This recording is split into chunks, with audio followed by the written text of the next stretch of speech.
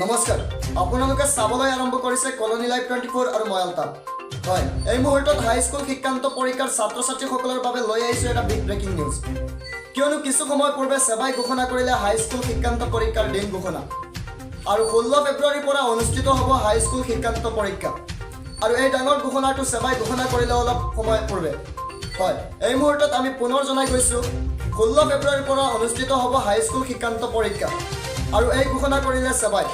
বহু সময় অপেক্ষাৰ পিছত ছাত্ৰ ছাত্ৰীসকলে লাভ কৰিলে এটা ভাল খবৰ 16 ফেব্ৰুৱাৰীৰ পৰা অনুষ্ঠিত হ'ব হাই স্কুল শিক্ষান্ত পৰীক্ষা হয় আমি এই মুহূৰ্তত আপোনালোকক সবিশেষ জনাই গৈছো ফুল প্লেট গ্ৰাফিক্সৰ সহায়ত আপোনালোকে চাই থাকক ইতিমধ্যে হাই স্কুল শিক্ষান্ত পৰীক্ষাৰ ছাত্ৰ ছাত্ৰীসকলৰ বাবে আহি পৰিছে পৰীক্ষাৰ সময়সূচী 16 ফেব্ৰুৱাৰীৰ ৰাতিপুৱা 9 বজাৰ পৰা অনুষ্ঠিত হ'ব হাই স্কুল শিক্ষান্ত পৰীক্ষা